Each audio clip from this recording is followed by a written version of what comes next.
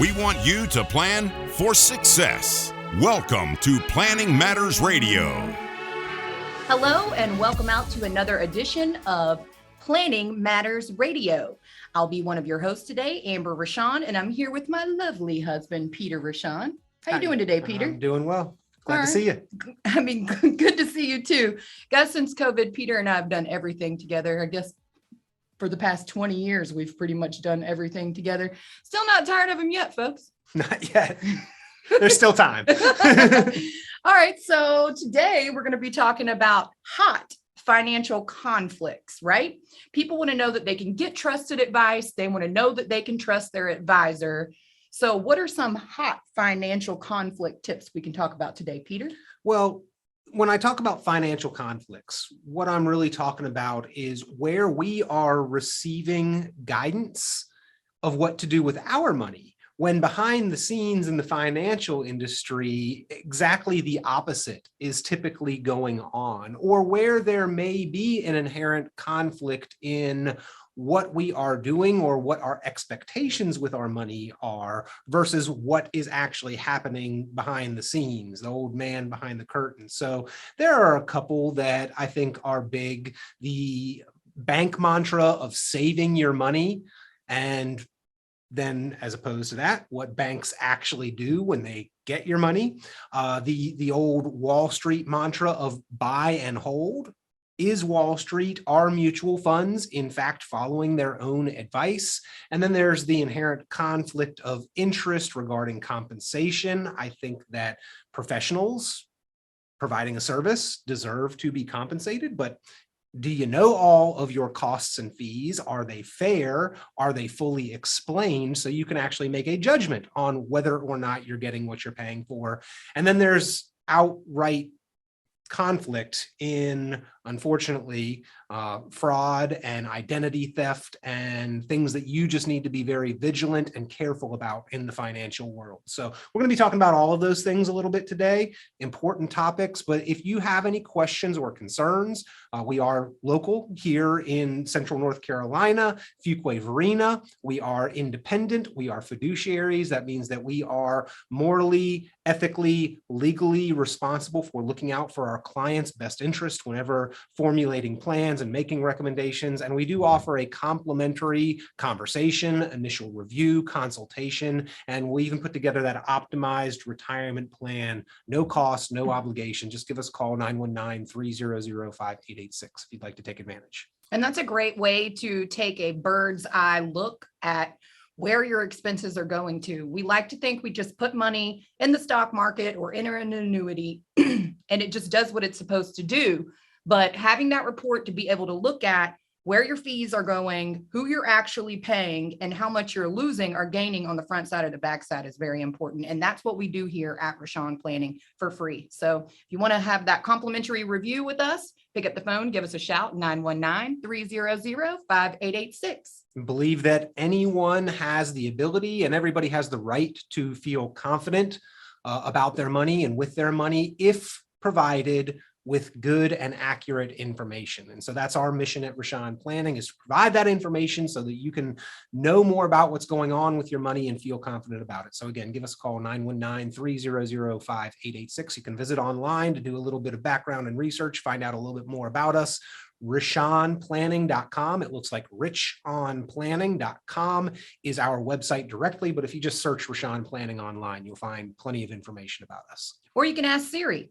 Yeah, indeed. Siri and Alexa know where to find the podcast, the Planning Matters Radio, Richon Planning podcast. I'd pull it up, but technology ultimately is only dependable when you're not counting and relying on it. But if you ask Siri or Alexa for the Richon Planning podcast, you may already be there. That may be how you found us today. But if not, I like to walk into friend's house and ask Siri and Alexa to go ahead and subscribe to the Richon Planning podcast. That's right. So moving on to news headlines. Do you remember those times where you just depended on the news to tell you what to do and you kind of went from there? Or at least present the information, right? Just the facts, as they used to say on Dragnet, just the facts, man. The news headlines used to at least feel like they were presenting just the facts and then allowing you to draw your own conclusion. But today in the modern world, we've got to do our due diligence. We've got to take everything with a little bit of a grain of salt. Is this actual fact? Is this somehow slanted opinion? And then we've got to do additional research. Are there other opinions out there? Is this the complete story, in order to be able to draw conclusions about what's actually going on? Now, remember, ladies and gentlemen, here's the rub, here's the inherent conflict, is that the news is designed to keep you watching so that they can sell advertisements during the news, right? I've heard, if there is no product being sold, guess what? You are the product. And that's the case with the news. So, or really any television or information or entertainment program, is if there is not a product or service being sold, then you are the product or service. So you've got to keep that in mind when sort of doing your screening and choosing to believe or to be skeptical about what you are hearing. Is that with the news in particular, the headlines are meant to be sensational. They are meant to drive emotion, because that's what's going to keep viewers continuing to tune in and view.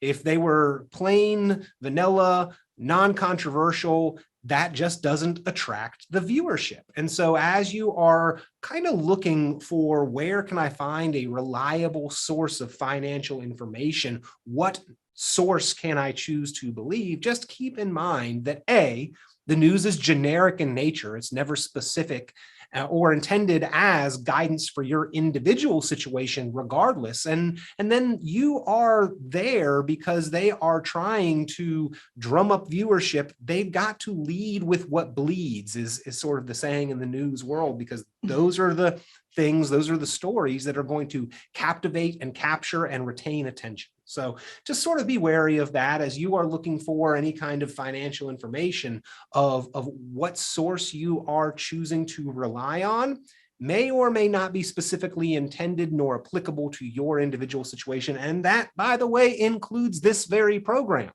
In order to get specific guidance for your situation, that's why we offer the ability for those follow-up conversations, to ask questions, to sort of get to know one another, and then to put the plan together if needed, warranted, and desired. So knowing the past is super important. And a lot of folks say the best way to predict the future is to know the past. Right. Well, if you don't learn from the past, you're doomed to repeat it, is one saying. But in the financial world, the saying goes something like this: past performance does not guarantee future results, or past performance is no indication of future results. And yet, so often what I see is that plans that are projecting out or forecasting the future are in fact exactly based on that past performance. They say, well, this fund has averaged this over time. Well, this fund has done this over time. That does not mean that that is reliable, that you can depend on that fund or that result to happen again into the future. And that's why that disclaimer language in the financial world is always included and is necessary. But the inherent conflict here, as we're talking about financial conflicts on today's program, is that it is still, despite those disclaimer words of past performance, no guarantee or not indicative of future results, it is still what is so often used to sort of predict the future. And people count and rely on those projections and those assumptions based on past times. But, you know, if we were looking at the past history of a mutual fund, and I said, well, this fund has averaged 8% over time, right? And then you counted and relied on that 8% to continue to happen in the future. There's no guarantee that it does. I actually have a great story and analogy. Amber, you and I, we're heading out on an African safari, right? And I'm your tour guide. I hope we're staying at the Ritz-Carlton, not camping. Yeah, it's not her style. She doesn't like bugs. So we head out on an African safari. We've got a river that we've got to cross. As part of the safari adventure, we've got a river that we've got to cross. I tell you, Amber, don't worry. The average depth of this river is only 1 foot. Now, Are you going to feel safe crossing that river knowing that the average depth is only 1 foot? Or are you going to worry about the deepest part of the river, not the average depth? And the hippopotamus. Right? So that's the kind of thing that people are doing with their financial projections, is that they are using that average when the average isn't what matters. It's the deepest part of the river that matters. That's the dangerous part. And that average, in fact, can be very misleading. It's one of the, I think, biggest fallacies and false advertising that's done in the financial world is advertising past performance of funds. Because if I have a fund, let's say that averages a 10% rate of return over a 3-year period, the first year it goes up 60%, second year it falls 50%, third year it goes up 20%. So 60 minus 50 is 10, plus 20 is 30, divided by 3 is a 10% average rate of return. Now, here's what happens with your money. I know numbers are confusing over the radio, folks, but bear with me. And if you'd like to see an example of this, get in touch and I'll send it to you, show you how this works. But if I have $100,000 and get a 60% return, now I have 160,000. And then I lose 50%. Now I have 80,000. And then I grow 20%. Now I have $96,000. I've got a 3-year track record of history. I, as a mutual fund, can average or can advertise an average 10% rate of return. But after 3 years, I actually have less money than what I started with. And that's why the using of past performance, to me, is one of those inherent conflicts in the financial world that we need to be aware of. We need to do a better job in educating ourselves on. And again, armed with good information, knowing and understanding how this works, I think people can feel more comfortable and confident with what's going on with their money. You are absolutely correct. And one of the number one conflicts that I run into a lot with my women's empowerment group is money. They ask a lot, how much money should they have? How much money should I have in the bank versus in investments? Yeah, I think, I mean, the question of how much do I need to retire is probably the quintessential, most common, most important question about financial planning, right? The deal that we make is we trade our time for money. And we want to know when we can stop making that trade-off, because of the two, the time is actually the more valuable of the two. So we trade enough of our time that we can build up enough money so that we can stop making that trade ultimately. But when can I afford to stop making that trade-off? So how much do I need, or how much should I save in this case is the question. Now, specifically when it comes to banks, this is kind of one of those inherent conflicts in the financial world, because the banks love to tell you to save money, save money, save money. Guess what happens to your money when you save it? Do you imagine that it goes into some locker and sits on a table in the back of the bank under lock and key and in a vault? Well, when you save money with a bank, that's a liability to the bank. They're actually, it's not much, but they're paying you to store your money there. That is a liability. It costs the bank. It's a potential that, you know, there are not the dollars there when you go back. There's the potential for robberies or fires, or that is a liability for the bank. The bank's not in business of having liabilities sitting on the books. Now, you drive into any major city and the biggest buildings in the skyline are bank buildings. They don't build those buildings off of liabilities sitting.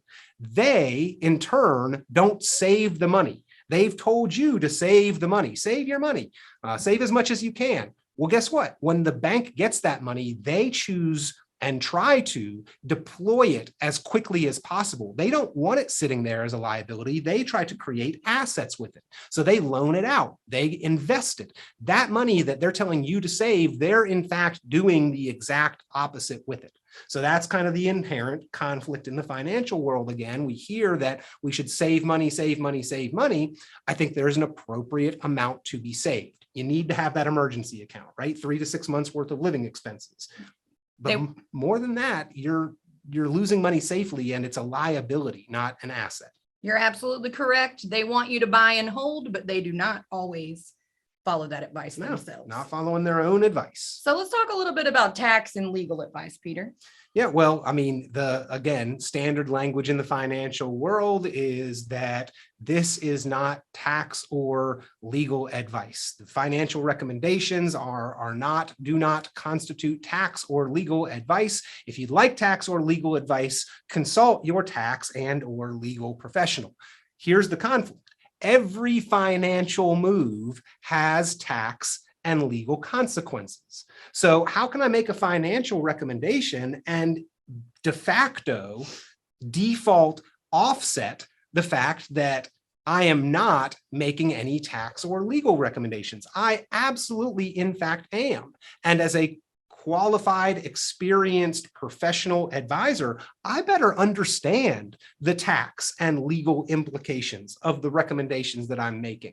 You should invest in an IRA versus you should invest in a Roth versus you should buy or sell a specific fund versus you should realize that gain or offset it versus how you set up your beneficiary designations. You know, you've got a line of order of operations of primary and contingent beneficiaries. Those beneficiaries are listed within retirement accounts. Those beneficiaries haven't been updated since you had a divorce or a change in family situation. Those are tax and legal qualifications.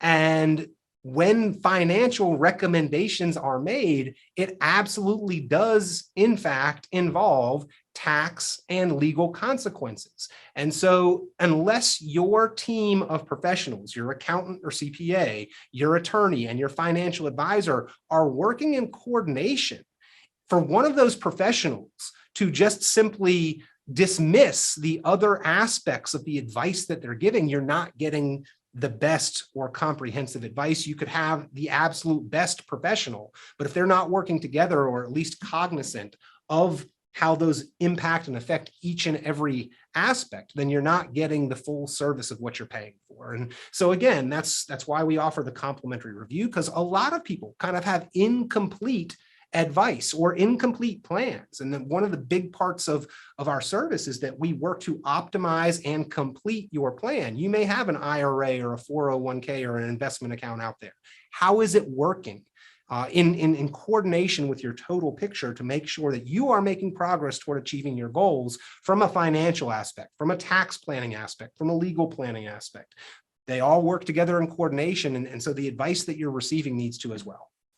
Speaking of tax implications, no one wants to go into business with Uncle Sam, right, Peter? No, but we are taught to, right? Another inherent conflict here in the financial world is that really for a generation, since the ERISA laws of the 1970s created the 401k and subsequently IRAs, and we were told to defer paying taxes on those retirement accounts. Well, guess what? We have entered into a business arrangement with Uncle Sam. And when you're in retirement, it really is more like owning your own business. During your working career for W-2 wage earning employees, you are paid after Uncle Sam has already taken a bite out of your income, whatever you earn. If it's $10,000 a month, you don't receive $10,000 a month. You receive $7,500 a month because Uncle Sam has already taxed your money by the time you see it. However, in retirement, it's much more like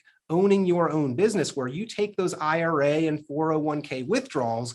You've got to specifically and intentionally choose how to address the tax implications of each dollar of income that you create. And you're in a partnership with Uncle Sam. If you've got those tax deferred accounts, nobody wants to be in a partnership with Uncle Sam. Nobody wants to be in business with the IRS because guess what? They can change the rules. They get to determine the rules. They set the rules. And that doesn't seem fair. I've worked so hard to save my money, and yet you get to set and change and control the rules on this. And by the way, they do change the rules to a lot of people. I was in a room recently. We had a presentation to 2 rooms full of retirees or near retirees. And I asked the room, who knows about the Secure Act? And not a single hand went up. We had between the 2 different sessions, we had about 60 different people in the room. And these are not unsavvy savers and investors. Not a single person in the room knew about the Secure Act. The Secure Act was one of the largest changes to the rules regarding your retirement that has been passed in recent years. It was passed the week between Christmas and New Year's of 2019. It went into effect January 1st of 2020, and it changes the rules when it comes to your IRA and retirement account. You need to be up to date on these things, and you need to understand that the IRS and the government can and will likely continue to change the rules. In fact, tax laws as they stand today, the rules will change again in 2026, and taxes on income will go up. The 12% bracket will become the 15%. The 22 becomes the 25, and it continues up the tax brackets. You've got to understand the implications of that and the opportunities that can be created by controlling some of that, right? The planning profession, I think, is about controlling risk. Well, what is risk? Risk is variables that are outside of our control that will determine our outcome. That's what risk is. It's a variable that I cannot control that might determine what my outcome is. Well, there are opportunities to take control over certain variables, taxes being one of them.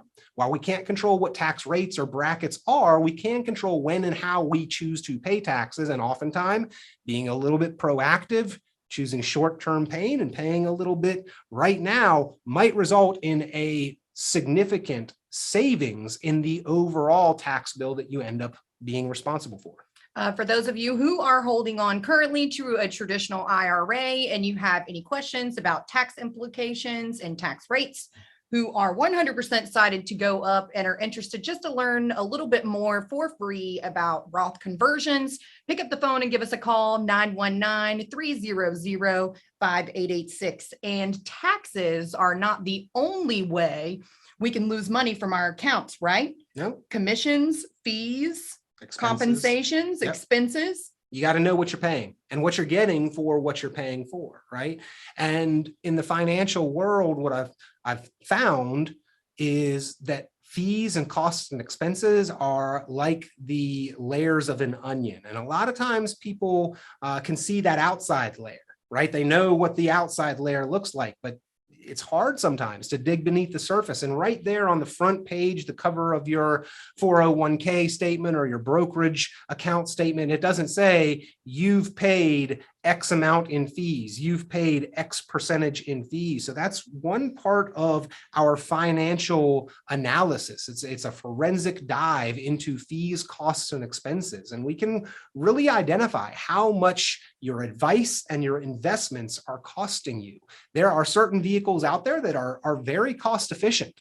There are certain vehicles out there that are the exact opposite, that quite frankly cost way too much an unjustifiable expense for what you are getting.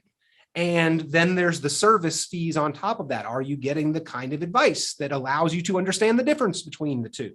So, again, I think that any competent, professional, experienced, qualified that provides a service, there is a justifiable expense to that. And studies show that the more affluent, more financially successful among us, they tend to use and rely on advisors and professional advice and understand that there is a cost to that. But you got to make sure that you're getting what you're paying for. And I am cost conscious when I go out shopping, when I go out looking for a service. Not that the cheapest option is always the best option, but I am cost conscious, and I'm going to try to make sure to do my due diligence, to do my best to make sure that I am getting what I am paying for and understand what those costs are. Living in a world where social media is on the boom and our ever needing ability or want for information on demand, we've actually created a little bit of a problem for ourselves in the form of identity theft and fraud. So what are some things that we should be cautious of, and what are some things that we can do to take precautionary measures? Well, you've got to be careful. And all of the other conflicts that we've spoken about so far, I don't think they're necessarily malicious in nature, right? They're not intended to harm. But in this world, every minute of every day, there is somebody aiming to separate you from your money. That's just the cold, hard, ugly truth, is that there are unscrupulous people out there. We have to be extra vigilant against fraud, identity theft, every day. It is so important. And studies have shown that the number one group that is susceptible and most often fall victim to financial fraud are actually successful men over the age of 70. Those that are actually pretty affluent. Now, it may not be a surprise that senior citizens end up being the most targeted, but for men in particular, financial status and success is a measure of our accomplishment. And therefore, we often extend ourselves into more vulnerable positions in the hopes of achieving that financial success. And unfortunately, that makes us more susceptible to potential fraud and unscrupulous financial moves. And so just be ever vigilant. If you set yourself are, considering any financial moves, maybe run that by a trusted resource, whether friend, family, acquaintance, advisor, if you have one that you do trust. If you have family members that may be in that kind of situation, do your best to check up on them. And I understand this can be like difficult and sensitive because sometimes money is like the last conversation people have with those that are closest to them. Discussing finances within the family can be a sensitive topic, but where possible, safeguard and help to protect those loved ones. And there's lots of resources on what to watch out for, how to be careful and cautious. But in today's world of modern technology, a touching of the wrong link in your email or your text message could ultimately result in you ending up with information that has been compromised.